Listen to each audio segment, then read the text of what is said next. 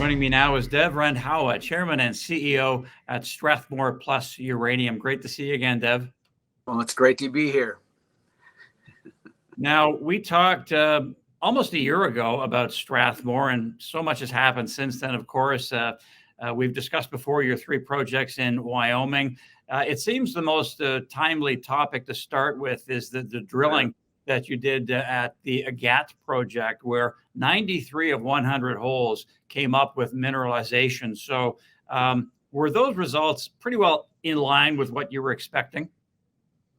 Well, to be in the exploration business, you got to be a very positive person. So yes, I expected that, but to hit those kind of numbers over a longer period, we were very excited because it certainly exceeded our expectations. The one thing we have going for us is John was on the property in the 70s and 80s and watching this drilled. So we knew there's uranium there, and he knew there was a frontal system that was quite a shallow depth. So Terrence went out there and reviewed the data and says, we got to get it. So we acquired this property from the government.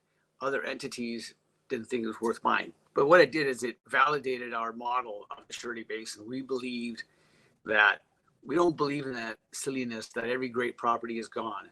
Everybody's got it all put away. Human nature is human nature. And so we grabbed this from the government.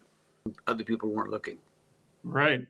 And now you're planning another 400 holes or so at Agat in 2014. You mentioned John and Terrence. You've got Ray Ashley now as well on the team. So what's the plan? What's the strategy? Well, our permit, definitely is to get up to about 400 more holes. We did 100. We have three projects. You got to kind of refine which one goes which order. The number of holes certainly depend on how successful we are. If successful, we keep going, obviously, raise more. The market will give you money. We need to define not just the limits of the material in the area, but also, we also are using information to find mineralization, but also core holes to determine what they call radiometric equilibrium, monitoring wells for background. So you're doing more than just measuring how much uranium might have. You're going to see, can we get it out? And there are certain boxes you've got to tick. And as I mentioned, including hydraulic testing and all that sort of thing. So it's not just merely looking for pounds.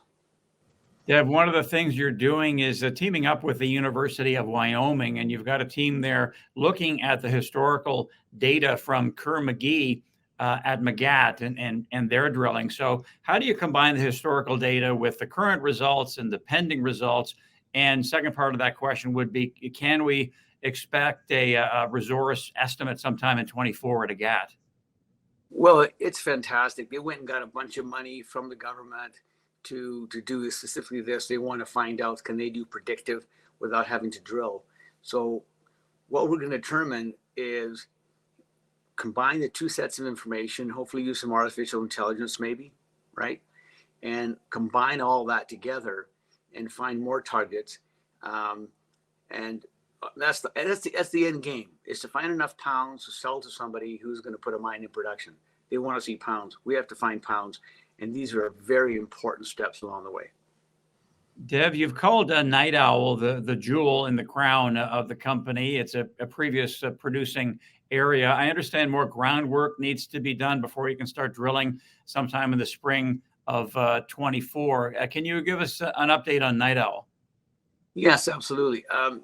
Even though our exploration efforts in Night Owl have not hit the kind of numbers and consistency that we have at GAT, we did have a very learning and therefore, according to any geophysicist I've ever worked with, successful effort. We did airborne geophysical studies that laid out the basis. We only hit on 2 of the holes. We're finding it surface. We're trying to find the source rock, but we were able to define what's in our, be careful, the lateral and vertical extent of the Madison limestone, which is kind of a mystery to people. Where is it?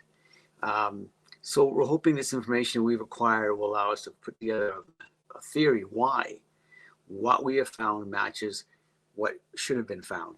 So that's kind of our, get that information as soon as we can, get back out there drilling.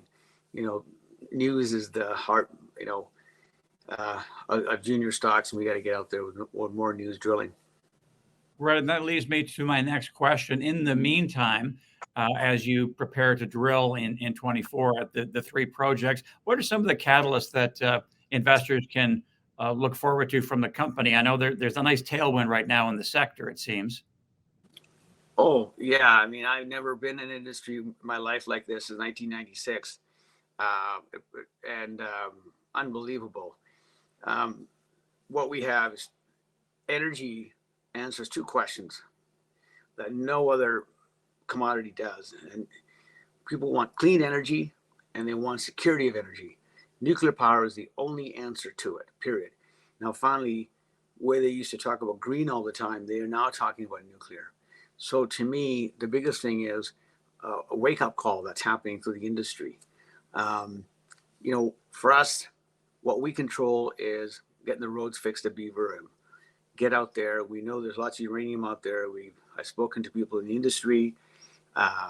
They know there's uranium out there. So that was one of the biggest, highest grade uranium districts in Wyoming.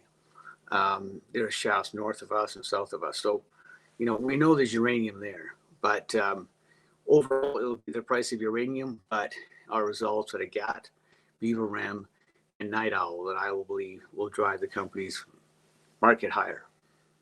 Okay, we'll flesh out your thoughts a little bit more on the sector itself in just a moment. Before that, something else that you've arranged is a feasibility study, essentially a working agreement with Uranium, which has a mill in Wyoming, and you're looking at the possibility of eventually having your product go through their mill. So let's say that actually happens down the road. How invaluable would that be for Strathmore to have an arrangement like that with Uranium? Oh, there's so many boxes to tick there. The richness that the answer. Our permitting and path to production is so much tied with working with somebody who's already done it all, right? And that's what Your Energy's got the permits. They need more material. I've got an answer. So they also got, permits to get rid of hard rock as well. So for them, they've got the permits. Well, we hopefully can work out deals that are working economically for both, where we take our materials to them, whether it's from Night Owl or it's going to be from a GAT, because we believe we're going to have three deposits that with uranium on them and need to find a place to get to market. And Your Energy has it. And lastly, Dev, getting back to your thoughts on the uranium sector and nuclear in general, we know uranium stocks and ETFs and nuclear ETFs, they've been looking really good lately. You've talked about how the world is really waking up to the need for nuclear. So maybe just summarize your thoughts on that and how Strathmore plus uranium fits into that scenario. Well, it steps back a little further. Look at America. It's the number one show in the world, number one economy, and it's not going to maintain its spot unless energy is. I've come to realize energy is freedom, economic freedom, etc. And so I think having 20% of their power here in the U.S. comes from nuclear. Got to have it here, and Wyoming is the best place to be. So, to me, there's not NIMBY in my backyard. So I'm very excited to be in uranium, and I think it's worth more than it is in Niger, Portugal, Spain, Ecuador, places like that. To me, there's too much political risk. Here, they want your uranium. Same in Canada. That's not the case rest of the world. Dev, it's great to talk to you. Great to see you looking excellent and in good health. And we'll talk to you soon. Thanks very much, guys. Dev Randhawa, Chairman and CEO at Strathmore Plus Uranium. Thanks for watching. We'll see you next time.